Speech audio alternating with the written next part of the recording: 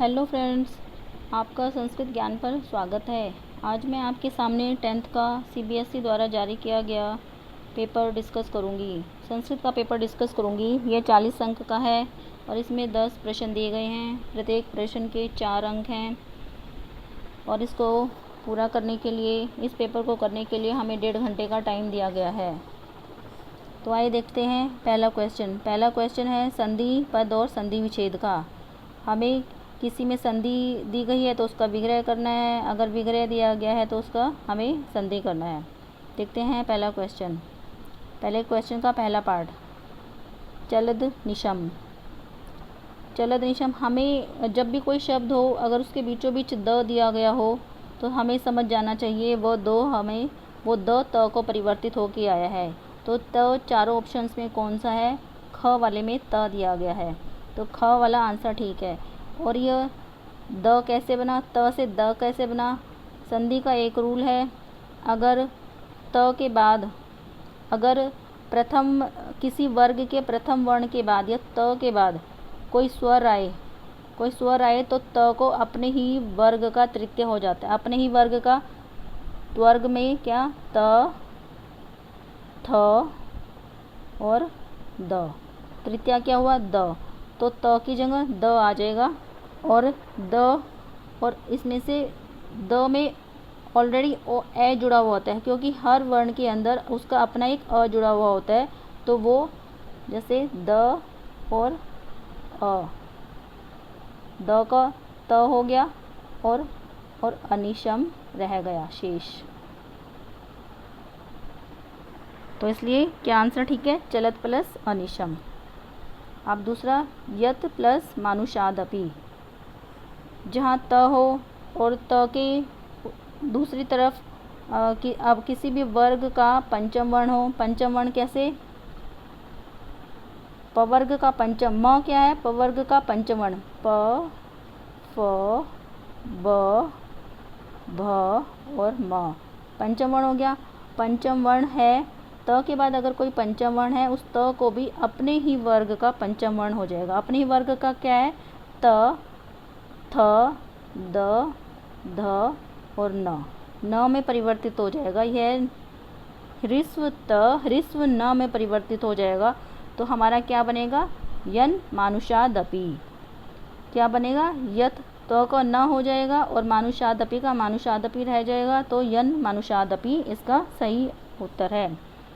अब तीसरा है हमारा प्रवास है प्लस अयम।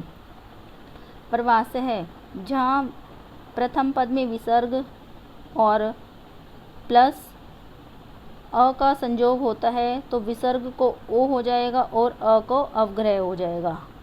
जैसे कि विसर्ग अह प्लस अ, विसर्ग को ओ हो जाएगा और अ को अवग्रह हो जाएगा। ये जो एस है इसको हम अवग्रह बोलते हैं और इसका उच्चारण कैसे होएगा?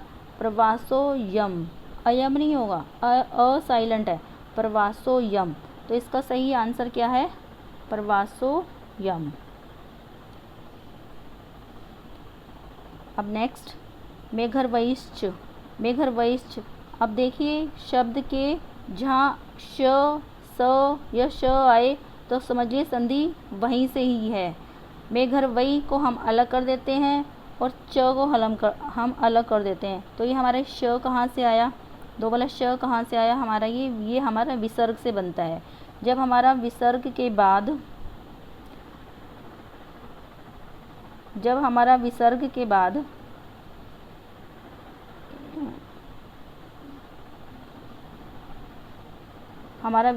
बाद अगर च या छ हो तो हमारा दो वाला श बन जाता है। तो विसर्ग हमारा दो वाले श में परिवर्तित हो जाता है। तो क्या बना? मेघरवैश्च। तो इसका आंसर क्या है? जहाँ विसर्ग है उस विसर्ग को ही हमारा ह्रस्व श हुआ है। तो सही उत्तर है मेघरवैश्च। ठीक है। और नेक्स्ट,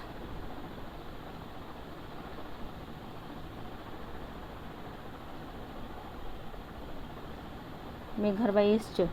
अयम एक है प्लस तावत। अब विसर्ग, ये भी एक विसर्ग संधि है। विसर्ग के बाद अगर त हो, विसर्ग के बाद अगर त हो तो उस विसर्ग को, विसर्ग के बाद अगर त या थ हो, विसर्ग के बाद अगर त या थ हो तो उस विसर्ग को र वाला स हो जाता है। तो हमारा र वाला स किस में है? ग ऑप्शन में हमारा र वाला स है। ठीक है, तो हमारा क्या आंसर हुआ? ग हमारा आंसर हुआ। अगर विसर्ग के बाद च या छ हो तो दो वाला श आता है, अगर त या थ हो तो हमारा र वाला स आता है। अब हमारा नेक्स्ट क्वेश्चन है समास और समास विग्रह का। समलम। अब हमारा इस समलम में, समलम का हमें समास विग्रह करना है। समलम, स एक विसर्ग है और मल एक शब्द है, शब्द रूप है। तो स का मतलब हो गया सहित। जहाँ भी सहित शब्द आएगा तो स आएगा तो मल में हमारा तृतीय विभक्ति लग जाएगी। तृतीय विभक्ति क्या होगी मल की? मलेन। और स का हो गया हमारा सहितम। तो क्या हो गया? हम इसको सहितम मलेन नहीं बोलेंगे। जब हम इसका विग्रह करेंगे, सहितम को हम बाद में लगा देंगे और मलेन को हम पहले लगा देंगे। तो हमारा क्या ऑप्शन हमारा ठीक सही है। इसका मलम मलम प्रति नहीं हो गया। अगर प्रति मलम होता तो मलम मलम प्रति होता। मलस्य भाव अमलम होता तो मलस्य भाव होता। मलस्य योगम यथा मलस्य होता तो यथस्य योगम आता। तो इसलिए जहाँ भी स स्वर्ग लगाओ तो उसमें सहितम हमारा आएगा ही आएगा और हमारा शब्द रूप में तृतीय विभक्ति आएगी। तो इसका क्या है? मलेन सहितम। मल में तृतीय विभक्ति है और स से हमारा सहितम बन गया। तो हमारा ये अव्ययी भाव समास है। भयेन आकुलम, भय से आकुल। क्योंकि देखिए अगर इसमें अब सहित नहीं है तो सहित नहीं है तो अव्ययी भाव समास नहीं है। और इसका हम अगर समस्त पद बनाएंगे तो भयम नहीं करेंगे हम इसको। तो इसलिए हमारे तत्पुरुष समास है। तो अगर हम इसका समस्त पद बनाएंगे तो प्रथम पद का, जो प्रथम पद हमारा भयेन है, उसका मूल शब्द रह जाएगा। मूल शब्द क्या है इसका? भय। और जो बाद वाले शब्द के साथ इसका संयोग हो जाएगा भय प्लस आकुलम। और हम इसका संधि करेंगे तो क्या बनेगा? भय आकुलम।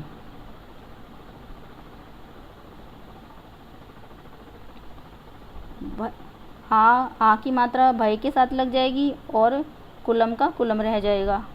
तो ये हम ये वाला ऑप्शन नहीं आ सकता। ये ऐसे कभी भी नहीं लिखा जाता। आ और आ की मात्रा और आ ऐसे नहीं लिखा जाता।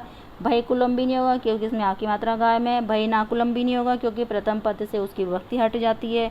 तो बचा क्या हमारा? भय आकुलम। भय आकुलम हमारा ठीक जवाब है। अब हमारा नेक्स्ट क्वेश्चन देखते हैं। कुश लवऊ। कुश लवऊ। अब देखिए यहाँ दो पद दिए गए हैं, कुश और शब्द, दो शब्द दिए गए हैं, कुश और लव। जब इन दोनों को हम मिलाएंगे तो दो लोग हो गए, तो हमारे इसमें क्या लगेगा? द्विवचन। इसलिए लवऊ में द्विवचन लगा हुआ है। अब हम इसका विग्रह करेंगे तो दोनों अलग अलग हो जाएंगे। कुश च लवैच, कुश च लवैच। क्योंकि ये प्रथमा विभक्ति में है तो इसलिए कुश के साथ भी विसर्ग लगा और लव के साथ भी विसर्ग लगा है। ये एक द्वंद्व समास है। द्वंद्व समास का रूल है, जब हम दोनों शब्दों को अलग करते हैं तो च की आवृत्ति होती है और दोनों ही पद इसमें प्रधान होते हैं, दोनों की अपनी ही अहमियत होती है। तो हमारा क्या जवाब ठीक है इसमें?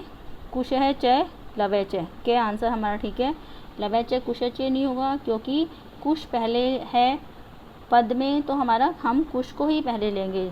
तो इसलिए लव च कुश च नहीं कर सकते हम अपनी मर्जी से। लव्यो च कुशो च इसमें भी, क्योंकि इसमें विभक्ति लगी हुई है,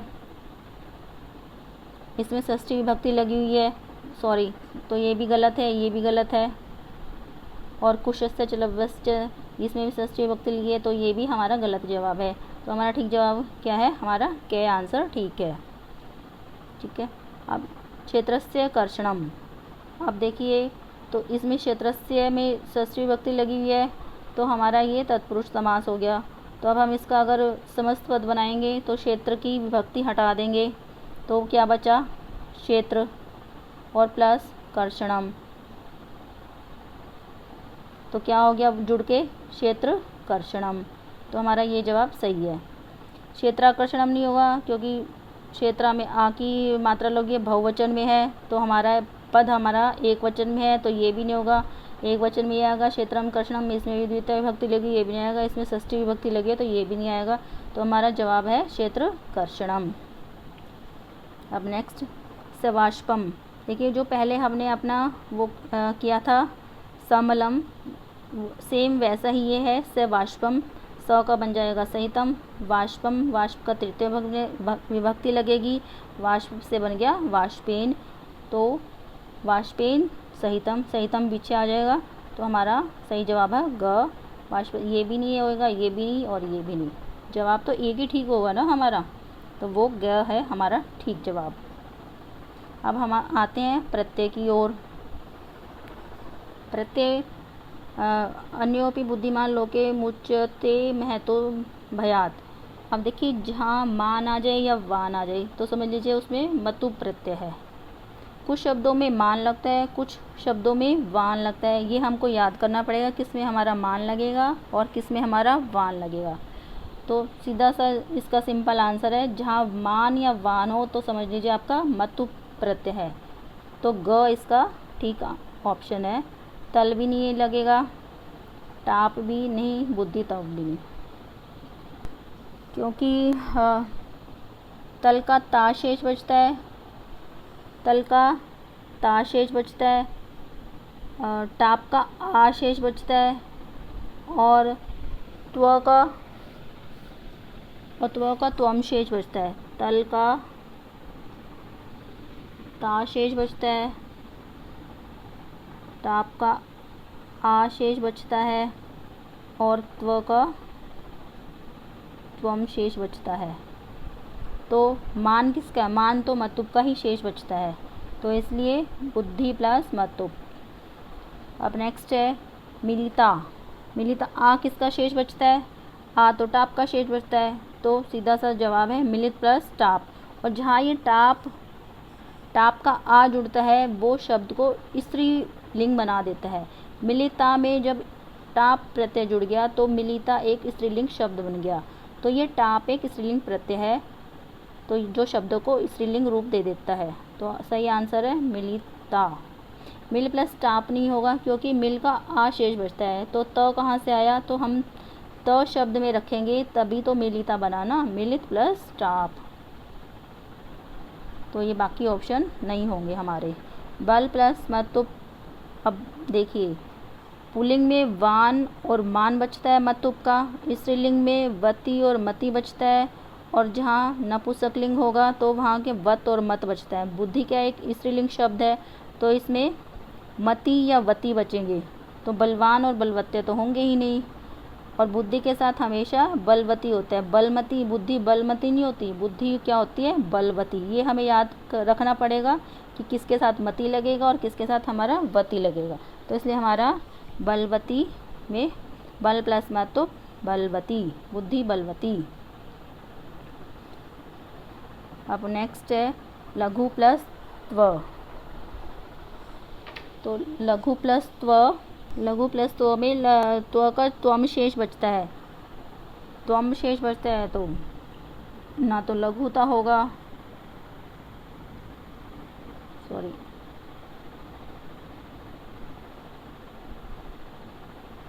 ना तो लघुता होगा, ना लघुत्वा होगा, ना लघुत्व होगा।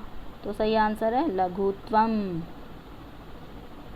ठीक है, क्योंकि त्व प्रत्यय का त्वम शेष रहता है। अब देखिए वही आ गया महत्वम, त्वम आ गया तो कौन सा प्रत्यय है, त्व प्रत्यय है, पर त्व भी हमारा 3 जगह दिया हुआ है, तो ये तो हमारा त्वा तो ये हमारा तो ये तो हो ही नहीं सकता। अब कौन सा त्व है जो इसमें ठीक है, मह प्लस त्वम, मह प्लस त्व, तो इसमें महत्वम सिंगल त आया, तो हमारा क्वेश्चन में क्या है डबल त, मह ये देखिए डबल त है, तो डबल त जिसमें आएगा वो हमारा सही आंसर है। इस महत प्लस त्व में एक ही त्व आएगा तो ये हमारा गलत है। इस महत प्लस त्व में इसमें 2 तो इसमें है और 1 इसमें है, तो ये 3 तो हो गए, तो हमारा ये भी गलत ऑप्शन है। और ये महत प्लस त्व, इसमें हमारे 2 आएंगे, एक तो ये वाला त और एक इसका त, तो ये वाला हमारा आंसर ठीक है, महत प्लस त्व महत्वम। अब हमारा नेक्स्ट क्वेश्चन है, वाच्यस्य अनुसार हमें विकल्प चुनना है। ठीक है, वाक्य 2 प्रकार के होते हैं, कर्मवाच्य और कर्तृवाच्य। अब हम इसमें देखेंगे कौन कौन से किस प्रकार के वाक्य आते हैं हमारे सामने। बालकः डैश खादती, ये हमारा कर्तृवाच्य है। कर्तृवाच्य में जो क्रिया होती है वो कर्ता के हिसाब से चलती है। ठीक है, बालकः क्या है, कर्ता, और खादती क्या है, क्रिया, और इसमें पायसम क्या है, हमारा कर्म है। तो बालकः है, जो बालक है वो पायसम खीर को खादती खाता है। तो बालकः में क्या है, प्रथम पुरुष एक वचन, और खादती में भी एक वचन है, और किसको खाता है, पायसम क्या है, कर्म का है, ये इसमें द्वितीय विभक्ति लगी हुई है। को कारक है, को में द्वितीय विभक्ति लगती है, तो पायसम क्या होगी, द्वितीय विभक्ति हो गई, तो क्या ठीक है हमारा, पायसम। पायसेन के द्वारा, पायसेन का मतलब क्या, के द्वारा नहीं, पायस है पायस खाता है, ये भी नहीं, और पायसस्य पायस का जहाँ षष्ठी विभक्ति होती है उसका क्या होता है, का के की होता है। इन तीनों में से कुछ भी लग सकता है, क्या पायस का खाता है, पायस के खाता है, या पायस की खाता है, नहीं, पायस को खाता है, यानी खीर को खाता है, तो पायसम आएगा इसका सही जवाब। नेक्स्ट, डैश चित्राणी दृश्यन्ते। अब दृश्यन्ते, यन्ते जहाँ गया समझ लीजिए वो कर्मवाच्य वाक्य है। इसमें जो क्रिया है वो कर्म के हिसाब से चलती है। कर्म हमारा चित्राणी है, चित्राणी हमारा बहुवचन में है, तो हमारी जो क्रिया है चित्राणी हमारा बहुवचन में है, जो हमारी क्रिया है दृश्यन्ते ये भी बहुवचन में आएगी। तो फिर हमारा जो कर्ता है वो तृतीया विभक्ति, जो हमारा कर्ता है वो तृतीया विभक्ति में आएगा। तृतीया विभक्ति किसमें, अहम में, अहम प्रथमा विभक्ति है, माम द्वितीय विभक्ति है, मय्यम षष्ठी विभक्ति है, तो मया कौन सी है, तृतीय विभक्ति। तो इसमें क्या सही जवाब है, मया चित्राणी दृश्यन्ते, मेरे द्वारा चित्र देखे जाते हैं। ये एक तरह से हमारा पैसिव वॉइस है। जब एक्टिव वॉइस होता है, जो कर्तृवाच्य शब्द है वो एक्टिव वॉइस है, और जो हमारा कर्मवाच्य वाक्य है वो हमारे पैसिव वॉइस है। ये हमारा पैसिव वॉइस में चल रहा है सेंटेंस। मात्रा रोटी खाहा डैश, मात्रा देखिए, अब माता की तृतीय विभक्ति क्या है, मात्रा, और रोटी क्या है, बहुवचन, तो हमारा ये कर्मवाच्य वाक्य है, तो हमारा कर्म क्या है, रोटी का, तो रोटी क्या बहुवचन, तो हमारा क्रिया भी हमारी बहुवचन में आएगी। बहुवचन क्या है, पच्यति नहीं है बहुवचन, पच्यते नहीं है बहुवचन, पच्यन्ते बहुवचन है। यन्ते, कर्मवाच्य में यन्ते लगता है आखिरी में, तो यन्ते हमारा बहुवचन है, पचन्ती नहीं आएगा। माता के द्वारा रोटियां पकाई जाती हैं, माता रोटियां पकाती है जब होता तो पचन्ती आता, द्वारा में तो यन्ते आएगा। फिर माता के द्वारा रोटियां पकाई जाती हैं तो पच्यन्ते, पैसिव सेंटेंस हो गया ये हमारा। डैश फलानी आन्यति, ये हमारा कर्तृवाच्य शब्द है, क्योंकि फलानी हमारा बहुवचन है और हमारा क्रिया हमारी एक वचन में है, तो हमारा कर्ता भी एक वचन आएगा। तो ना पित्रा नहीं आएगा, बहुवचन है, पितरौ नहीं आएगा, 2 है, तो इसमें पिता का एक वचन क्या है, प्रथमा विभक्ति एक वचन पिता, तो इसका आंसर है पिता। पितृ हमारा बहुवचन है, पितृ हमारा बहुवचन है, पितरा हमारा तृतीया विभक्ति एक वचन है, पितरौ हमारा द्विवचन है, तो हमारा सही आंसर है पिता। पिता फलानी आन्यति, पिता फल लाता है। अब नेक्स्ट क्वेश्चन, प्रदत्तेभ्यः विकल्पेभ्यः समुचितं कालबोधक शब्दं चिनुत। कालबोधक शब्द चुनकर हमें इसमें लिखने हैं। 8 माता प्रातः डैश उत्तिष्ठति। 8 को क्या बोलेंगे हम? अष्ट। और बजे को क्या बोलेंगे हम? अष्टवादनी। तो इसका सही जवाब है अष्टवादनी। अष्टवादनी नहीं होगा क्योंकि 8 को हम अष्ट बोलते हैं, ना कि आष्ट। पादोन अष्टवादनी है, 7:45 नहीं है। सार्ध अष्टवादनी 8:30 नहीं है, तो 8। तो हमारा 8 बजे। 4:45 को हम क्या बोलेंगे? 4:45। तो क्या 4:45 को क्या बोलेंगे? पादोन पंचवादनी। वादोन मीन्स पौने 5। पंच मीन्स 5, वादने मीन्स बजे, 4:45 बजे।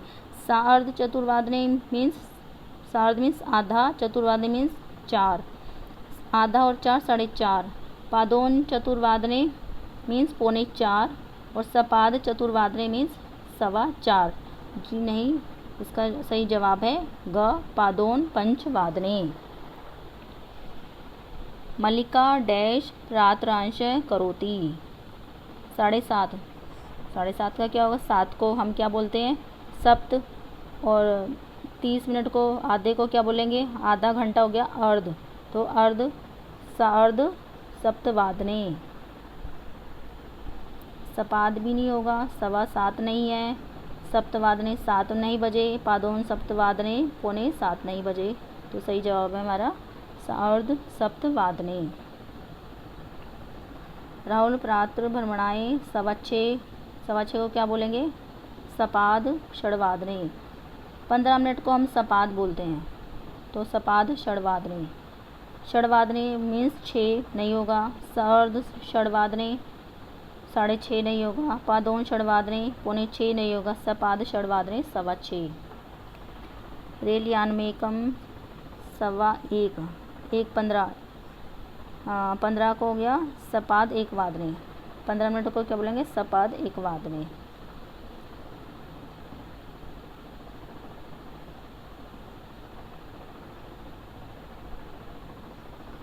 उचित अव्यय पद चुनकर हमें खाली स्थान में भरना है। अव्यय पद वो होते हैं जिनका ना लिंग परिवर्तन होता है, ना विभक्ति परिवर्तित होती है उसमें, और ना ही कोई वचन लगता है उसमें। वो हमेशा एक जैसे ही रहते हैं, इसलिए उनको अव्यय पद बोलते हैं हम। दुर्वहम जीवितम जातम प्रकृतिरेव शरणम। दुर्वहम जीवित, मुश्किल है जीना, प्रकृति ही शरण है। यहाँ जीना मुश्किल है, प्रकृति ही शरण है। यहाँ का किसका? तहरी मीन्स तो, सहसा मीन्स अचानक, शनै मीन्स धीरे धीरे, और अत्र मीन्स यहाँ। तो यहाँ जीना मुश्किल है, प्रकृति ही शरण है। तो यहाँ का मीनिंग क्या है? अत्र। यत्रास्ते सा धूर्ता। यहाँ से वह धूर्ता डैश चली गई। गम्यता मीन्स चली गई। यहाँ से वह धूर्ता कहीं और चली गई। कहीं और का मतलब तत्र मीन्स वहाँ, ये भी नहीं होगा। अत्र मीन्स यहाँ, अपि मीन्स भी, और अन्यत्र मीन्स कहीं और। यत्रास्ते सा धूर्ता अन्यत्र गम्यताम, कहीं और चली गई। सदीने अति जानन डैश कृषकै तम बहुधा पीड़यति। वह दीन है, इस प्रकार जानकर भी किसान ने उसे बहुत पीड़ित किया। भी किसका है? श्वे मीन्स आने वाला कल, कुतः मीन्स कहाँ, अपि मीन्स भी, और है मीन्स बीता हुआ कल। तो अपि, भी मीन्स अपि। रामम उपसृत्य प्रणम्य डैश कुशलवौ वदतः। राम के पास जाकर प्रणम्य और प्रणाम करके कुशलव ने कहा। जब दो क्रिया हैं, दो क्रिया के बीच में और आता है, तो और किसके लिए यूज़ होता है? च के लिए। तो यहाँ च लगेगा खाली स्थान में, क्योंकि वृथा मीन्स बेकार, है मीन्स बीता हुआ कल, इतर तथा मीन्स इधर उधर। राम को के पास जाकर और प्रणाम करके कुशलव बोले, तो च आएगा इसमें। अब देखिए शुद्ध पद का विकल्प चुनना है हमें। अशुद्ध शब्द दिया हुआ है, उसको शुद्ध करके हमें लिखना है। त्वम पाठम पठती। यहाँ त्वम है तो त्वम के हिसाब से ही हमारी क्रिया चलेगी। त्वम जब होता है त्वम युवाम यूयम तो उसके साथ क्या लगता है पठसी पठत। क्या होता है त्वम युवाम यूयम उस क्या लगता है पठसी पठत है पठत पठत है पठत। तो त्वम के साथ लगेगा पठसी, युवाम के साथ लगेगा पठत है और यूयम के साथ लगेगा पठत। तो हमारा त्वम है, त्वम के साथ क्या लगेगा पठसी, तो पठसी लगेगा। पठत हमारा जब आता जब हम मतलब यूयम तुम सब होते, पर यहाँ तो त्वम है, तुम पाठ पढ़ते हो, एक वचन है तो पठसी में भी एक यहाँ पठ में भी एक वचन आएगा और एक वचन में पठसी। त्वम के लिए पठसी सी यूज़ होता है। और पढ़ते हैं बहुत सारों के लिए पठत बहुत सारों के लिए, पढ़ते हैं दो के लिए, और पठंती जब होता जब अन्य किसी के लिए कहा जा रहा हो तब होता पठंती। इसलिए ये भी गलत है और ये भी गलत है और ये भी गलत है। तो पठसी हमारा सही आंसर है। फलहा करंड के संति। अब संति है हमारा तो फल में भी हमारा बहुवचन आएगा। संति हमारा बहुवचन है और फल भी फला हमारा बहुवचन में आएगा। संति कैसे बहुवचन है अस्ति से संति, इस प्रकार क्रिया चलती है। तो संति हमारा बहुवचन तो फल में भी हमारा बहुवचन आएगा। तो फल का शब्द रूप कैसे चलता है फलम फले फलानी, फलम फले फलानी।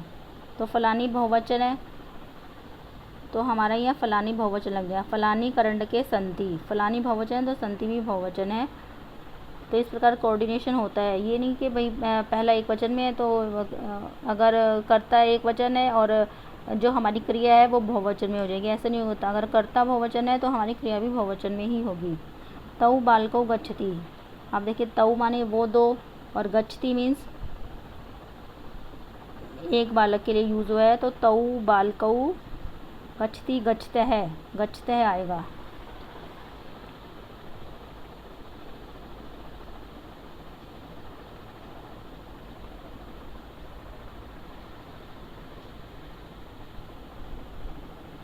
गच्छति गच्छते है गच्छन्ति। गच्छ की क्रिया ऐसे चलती है। तो तऊ है दो बालक हैं तो क्या आएगा गच्छते आएगा। तो हमारा गच्छते सही जवाब है। गच्छन्ति तो बहुवचन के लिए है। गच्छसी अगर तुम होता तो गच्छसी आता, तो एक बच्चा होता तो गच्छती आता। तो हमारा दो बच्चे हैं तो गच्छते आएगा। राधा श्वः गच्छति, श्वः मीन्स आने वाला कल। तो आने वाले कल के लिए हम भविष्यत काल यूज़ करेंगे तो उसमें श का आगमन हो जाता है। तो गमिष्यति, गच्छति नहीं, गच्छति तो प्रेजेंट टेंस में आएगा हमारा। हमें अगर इसको भविष्यत काल में बताना है तो भविष्यत काल में श का आगमन हो जाता है तो गमिष्यति। अगच्छत पास्ट में गच्छसी तो त्वम होता तो गच्छसी आता। गच्छतु अगर किसी को आज्ञा देते तो गच्छतु आता, तो ये भी नहीं होगा।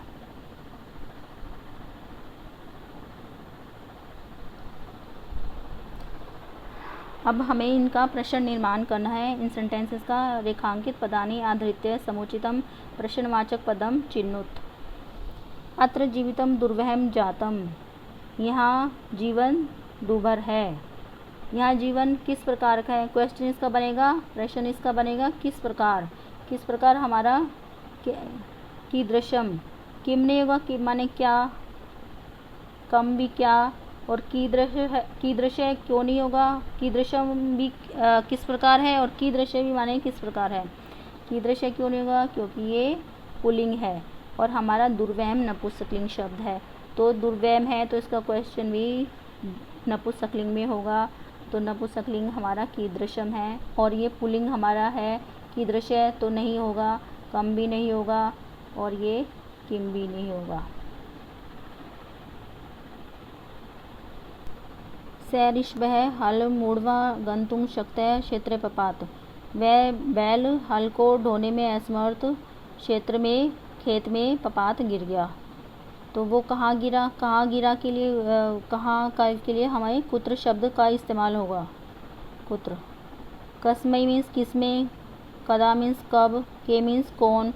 ये सब नहीं पूछा हमसे, हमसे पूछा गया है कि कहाँ गिरा। तो कहाँ के लिए कुत्र होगा, के भी नहीं होगा, कस्मै नहीं होगा और कदा भी नहीं होगा। कब नहीं पूछा हमसे, किस में गिरा वो भी नहीं पूछा, और कौन गिरा ये भी नहीं पूछा। तो इसलिए हमसे कहाँ गिरा पूछा है, तो वो कुत्र मीन्स कहाँ। त्वम मानुषात् विवेशी, तुम मनुष्य से डरते हो। मनुष्य से में तृतीय विभक्ति भी आती है और पंचमी भी आती है, पर पंचमी अलग होने के उसमें आती है। पर हमारे यहाँ तो भिब है, भिब के योग में पंचमी विभक्ति आती है। जहाँ भिब शब्द का इस्तेमाल होगा वहाँ हमारी पंचमी विभक्ति आएगी, वहाँ हमारे कर्म में पंचमी विभक्ति आएगी। शब्द रूप हमारा पंचमी विभक्ति में होगा। मानुषात् पंचमी विभक्ति है, तो क्वेश्चन में भी पंचमी विभक्ति आएगी। बहुत मतलब अधिकतर क्वेश्चन निर्माण करते हुए जो आंसर में विभक्ति होती है, क्वेश्चन का निर्माण करते हुए क्वेश्चन में भी वही विभक्ति और वचन आएगा। तो मनुष्यात् है तो कस्मात्, त्वम कस्मात् विवेशी।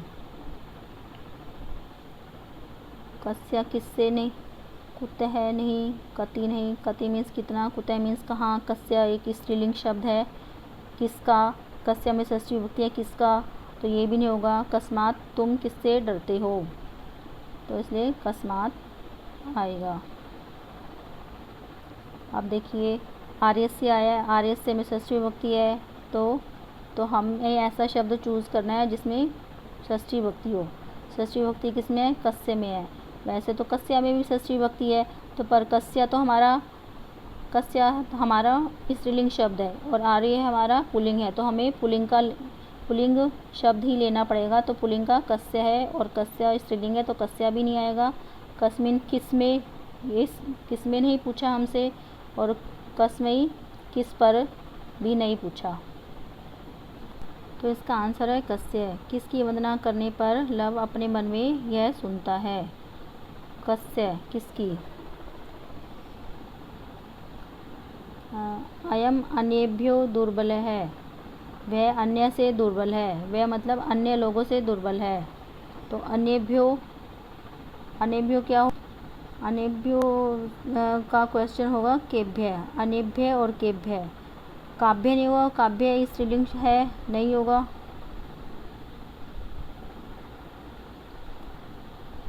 कस्मात भी नहीं होगा, इसमें कस्मात भी होगा क्योंकि कस्मात एक वचन में है, हमें बहुवचन में देखना है। ये कस्मात पंचमी एक वचन है, हमारा पंचमी बहुवचन है केभ्य। अन्य से तुलना की गई है, वह अन्य से दुर्बल है, उसकी अन्य से दुर्बल है, अन्य से तुलना की गई है, तो इसमें पंचमी विभक्ति बहुवचन में आंसर है, तो इसका क्वेश्चन भी पंचमी बहुवचन में होगा। पंचमी बहुवचन केभ्य। के मीन्स कौन का कोई मतलब नहीं है इसमें। कस्मात पंचमी एक वचन है, वो भी नहीं आएगा। जब क्वेश्चन इसका बहुवचन में आएगा, क्योंकि जब इसका उत्तर बहुवचन में है तो क्वेश्चन भी बहुवचन में ही होगा। तपोवने तस्य नाम व्यवर्ती, तपोवन में उसका नाम व्यवहारित है। तो इसमें क्या आएगा, तपोवन जहाँ गया, किसी जगह के लिए पूछा गया है तो वहाँ तो कुत्र ही आएगा। तपोवन कहाँ उसका नाम व्यवर्ती है, तो कहाँ में क्या है, तपोवन में उसका नाम व्यवर्ती है। कहाँ। कस्याम नहीं आएगा, कस्याम स्त्रीलिंग है, नहीं आएगा। के कौन है, और कुतः किसी विशेष स्थान के लिए होता है, किसी विशेष जगह का होता है, तब उस जगह के लिए आता है कुतः शब्द का यूज़ होता है। कस्याम का मतलब होता है किसमें उसका नाम व्यवर्ती नहीं है। इसका जो सही जो प्रश्नवाचक शब्द है कहाँ के लिए क्या आएगा, कुत्र। तो यहाँ कुत्र शब्द का इस्तेमाल होगा। अधोलिखित वाक्येषु रेखांकित पदानां प्रसंगानुकूलम उचितार्थम चिन्नुत। हमें जो अंडरलाइन किए हुए शब्द दिए गए हैं उनका उचित अर्थ चुनना है। तूर्णम, तूर्णम मीन्स भयंकरा व्याघ्र मारी तूर्णम धाविता। वह भयंकरा व्याघ्र मारी तूर्णम धाविता, व्याघ्र मारी शीघ्रता से दौड़ गई। तूर्णम मीन्स शीघ्रम। मंदम, धीरे, वृथा, बेकार। पूर्ते मीन्स पास या सामने। तूर्णम का मीनिंग है शीघ्रम। व्याघ्रमारी काजिदीयमिति मत्वा व्याघ्रो भ्यकुल चित्तो नष्ट। नष्ट वैसे तो नष्ट मीन्स समाप्त करना होता है, लेकिन यहाँ इस प्रसंग में नष्ट का मतलब प्लायित है। प्लायित मीन्स भाग जाना। तो खादित मीन्स खाना, कृत मीन्स करना, दत्त मीन्स देना, ये सब नहीं होगा।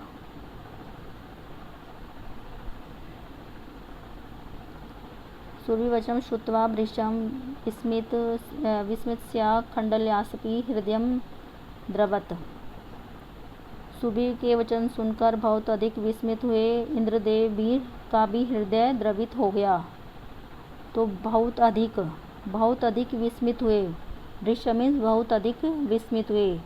तो बहुत अधिक वृषम का मतलब हुआ बहुत अधिक, अति न्यूनम बहुत कम, वृषभम बैल, अनेक वारम अनेक बारी, ये सब नहीं होगा।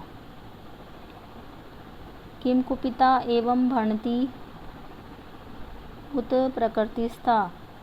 भणति मीन्स कहना।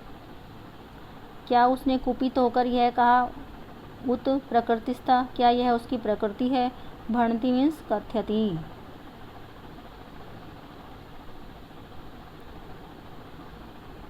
एकांत्रे कांत्रे क्षणमपि मे स्यात् संचरणम। एकांते कांत्रे, कांत्रे मीन्स जंगल, जंगल मीन्स वने। ग्रामे नहीं है, नगर नहीं है, कृषस्य गृह, कृषि का किसान का गृह भी इसका अर्थ नहीं है। अब भाषी कार्य संबंधानां प्रश्नानां समुचितम उत्तरम विकल्पेभ्यः चिन्नुत। क्रुद्ध कृषिवल तम उत्थाप्यतुं बहुवारं यत्नम् अकरोत्। अस्मिन् वाक्ये विशेष्य पदम। अब दो शब्द होते हैं, विशेषण और विशेष्य। विशेषण क्या होता है? संज्ञा या सर्वनाम की विशेषता बताने वाले शब्द को हम क्या कहते हैं? विशेषण। और जिसकी विशेषता बताई जाए उसको हम बोलते हैं विशेष्य।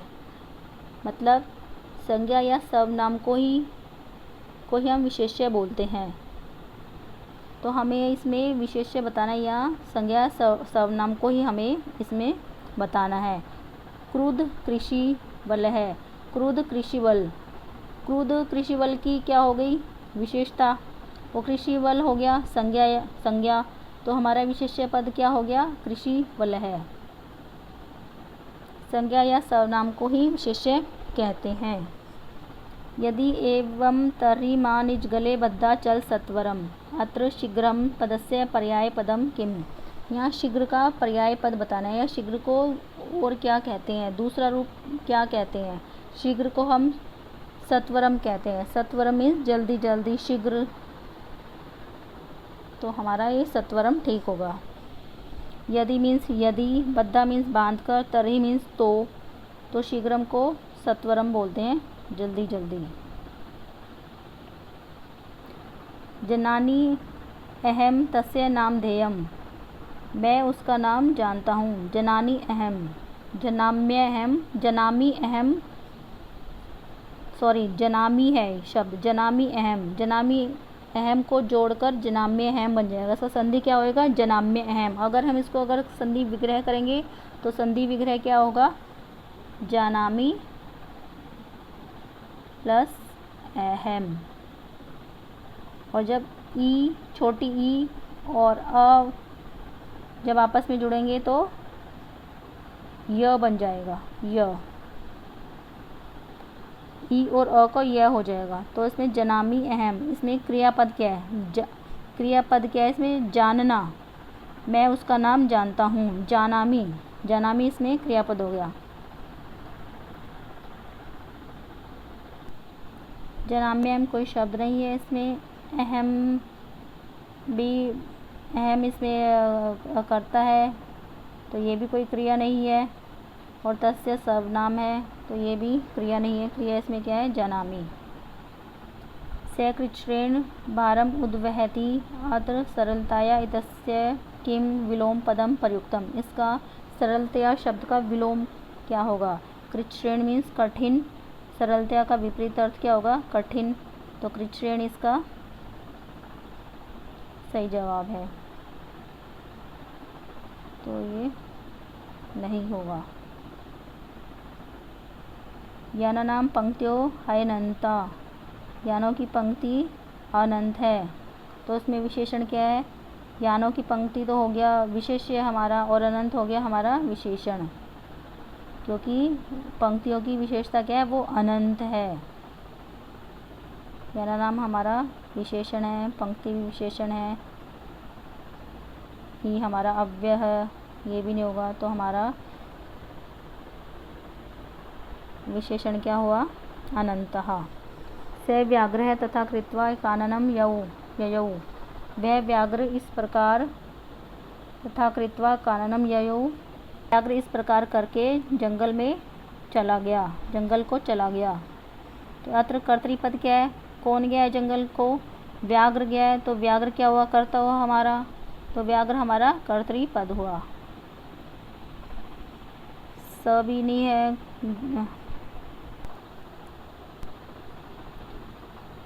काननम हमारा कर्म है, और ययौ हमारी क्रिया है, और स हमारा व्याघ्र को सशक्त बनाने के लिए स का प्रयोग किया गया है। तो जंगल में कौन गया है? हमारा व्याघ्र गया है, तो व्याघ्र हमारा कर्ता हुआ। अति दीर्घ है प्रवासो अयम दारुणश्च, हमारे इसमें विशेष्य पद क्या नहीं, संज्ञा सर्वनाम कौन सा है? अति दीर्घ है यह प्रवास, अति दीर्घ प्रवास यह दारुणश्च, यह प्रवास अति दीर्घ और दुख देने वाला है। तो इसमें विशेष्य पद क्या है? विशेष्य हमारा संज्ञा सर्वनाम होता है, इसमें संज्ञा क्या है? हमारा प्रवास है। प्रवास अति दीर्घ है और दारुण है, ये इसकी विशेषता हुई, ये इसके विशेषण हुए, अति दीर्घ और दारुण। तो हमारा प्रवास क्या हो गया? विशेष्य। तो यहाँ विशेष्य पद पूछा है, तो प्रवास है।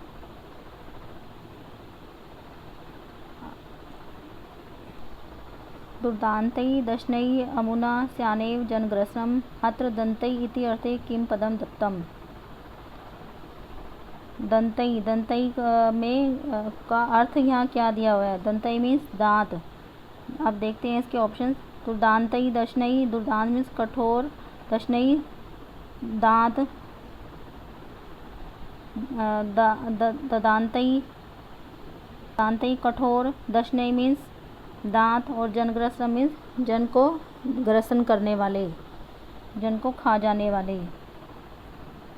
तो इसका दंतई का पर्यायवाची क्या हुआ? दशनई, या मतलब इसका समुचित अर्थ, उचित अर्थ इसका दशनई हुआ। तो दांत दशनई भी नहीं है, दर्दांतई भी नहीं है, जनग्रसम भी नहीं है, तो इसका उचित अर्थ क्या हुआ? दशनई। दशनई मीन्स दांत।